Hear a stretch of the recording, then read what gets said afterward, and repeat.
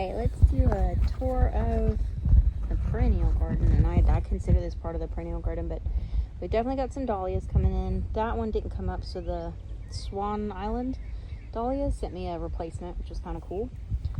These are horse mint and some irises. That's a blueberry, but I don't think it's dead. Like, I did the scratch test and it's not dead, but it's also not coming back very well. I don't know. I did pinch out the tops of all of these mums because I want them to be bushy. This is like awesome. This rose, I think it's called a bullseye rose. I know it's called a bullseye rose because I just bought it this winter. But anyway, it's beautiful and it's growing up, and those are all the deadheads on it. I'll probably deadhead it off and trim that part back so it's not in the yard. See if we get some more blooms on it. All along here are my papa weeds, green beans that he used to grow, and they're coming in and they're getting big, and I'm super happy. That is some perennial leeks, but we'll go look at that here in a second. The blackberries, and there's also some Babington leeks. You can probably see them in here that get big, like they're this tall, right? This is where their seed heads are. I would say that's about 4 feet. So anyway, all of these blackberries. Hubs put this up to try and give some support to this blackberry bush, but this is the same variety of blackberries of front yard, Prime Arc Freedom. The berries look a little smaller this year. They probably are getting a little less water, but I need to net this because unlike the front yard, they're still developing, and so if I net it now, then hopefully the birds and the bugs will stay off of it. So also part of the perennial garden is this rose archway. So the roses are finished for the year, and they usually fall themselves off, like just deadhead themselves. I'll take them off if I need to. But this is a Coreopsis coming back from last year, and that's a catmint for the cat. This rose is a climbing rose, but it just is struggling. I just planted it last year. This is one of those natives that's edible. I don't know if you can see it from here, but it's putting on a flower. Those are some multiplier onions. This is a hollyhock that's finally blooming, and it's in its second year, and it's just beautiful. Like, the flowers are just beautiful. They're just so pretty. So this is my jelly vine, and it's about to make it to the top of that. I mean, I think that's a 12-foot tall obelisk, but it makes a good green jelly that you can flavor. Let's see, I gotta unlock it here and hope that the red wasps are being nice to me today. Okay. Ow. Okay. So also in here is some sunflowers that were supposed to be variegated. I know for sure that one is, but the rest of them don't seem variegated, and that's okay. I'll still let them come up because I just like sunflowers. But these are some multiplier onions, and that, I mean, these are really the only ones that lasted from the ones I harvested last year. So I did have some others that I had planted and forgotten about elsewhere in the yard. This is rock cress, all of this. It's edible. It's in flower, and a lot of the native bees love this, so I just let it flower. This is my cardoon. It's really a cardoon asparagus cross, and this is actually a pup that came out from the original.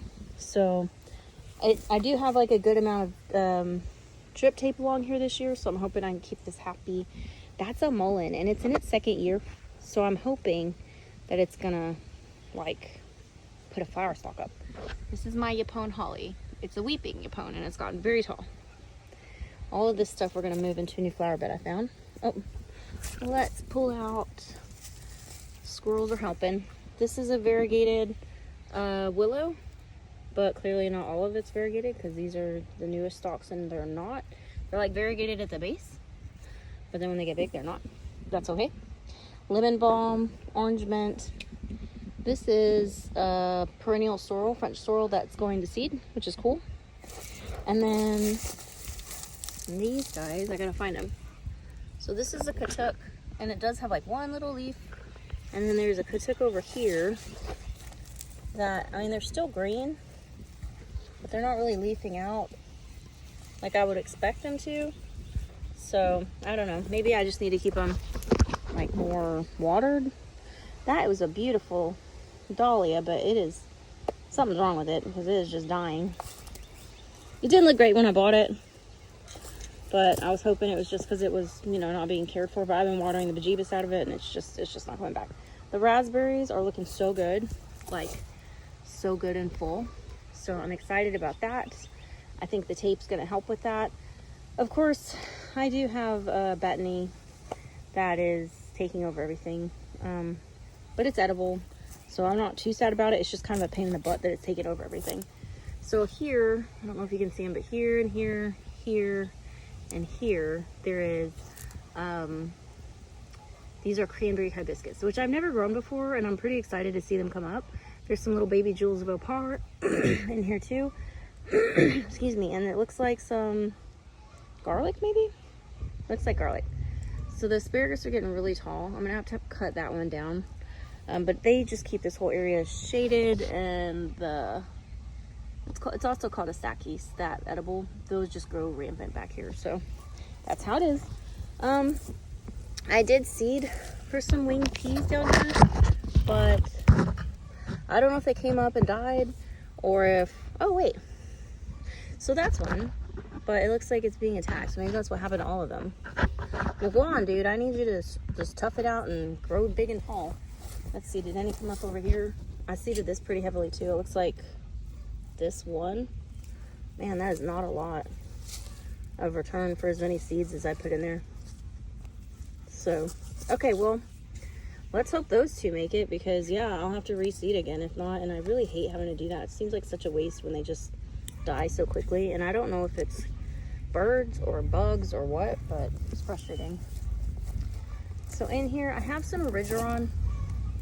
They're just kind of, I planted one year and I wanted it to just spread, but it hasn't died out, but it doesn't really spread as avidly as I was led to believe. So over here, there's some thyme that I put in because my other thyme kind of died. This is a bay laurel that's coming back. There was a stalk here that died, and then this one pushed up. So, and these are all my green beans. I can't wait for those to just kind of take up. They're not like poling beans, but they're not, I guess I'll call them semi-vining, semi-bush maybe, because they bush, but they also climb a little. So anyway, we have, this is a watermelon. It's a landrace watermelon that I got from David the Good that his son has been doing. And then here is a roselle. This is a chayote. And I'm trying to grow another one because the one I had over here died. So there's some watermelons back there. There's another watermelon here, but here's also some more roselles growing. Oh, look.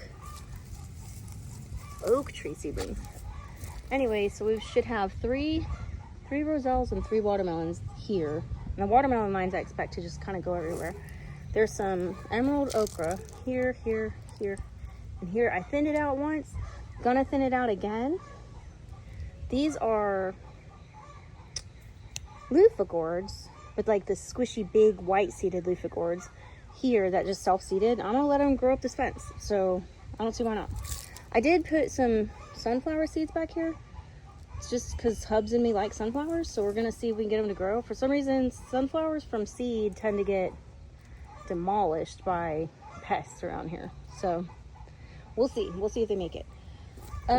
These are, I thought those were elephant garlic, but they put up these seed heads with bulbils, and I didn't know if elephant garlics did that. I don't think they're Babington leeks. I'm pretty sure they're not. But you know, leeks and garlic, elephant garlic, and they're all the same family, so it's really hard for me to know. So I'm gonna wait and dig up the actual root in the fall. That'll tell me if this is actually elephant garlic or Babington leek. But either way, these bulbils will probably end up in the ground and just make it like a little patch here, just a perennial patch of garlic leek business. So I do know for sure that these are perennial leeks, and those are Babingtons, but I just can't remember. I really thought this was elephant garlic, and so I'll just have to research if that's normal, if that's something that elephant garlic does, and I just didn't know. This is my hidden patch of potato onions. You know, I lost most of my potato onions last year, and then I forgot I'd put a bunch right there, and they have just multiplied and multiplied. I'm leaving them there. I might divide them up this fall, but for now they're gonna stay here. And this is my pineapple pear, and I'm so excited to watch this thing grow and in a few years get some pears out of it, because they're supposed to taste amazing. They're literally supposed to taste like a pear with some pineapple flavor. And I'm like, that sounds amazing. So I'm excited about that. But I'll get my one other chayote going, and then we should have a pear over here. And then these, hopefully, these 2 winged peas will take off and cover this arch right here. And then I have started in some seed trays some cucumbers that I wanted to put, because I seeded cucumbers, but like none of them came up, or if they came up, they died. So yeah, like none of them that came up like made it. I put a drip tape to try and keep them watered, but I guess I'm thinking bugs probably got to them. But anyway, so there's some Jewels of Opar. If you don't know what that is, that's an edible native green leafy thing that really does well in our hot summers here. So this is what it looks like when it gets big. But I mean, that's about it in the perennial garden.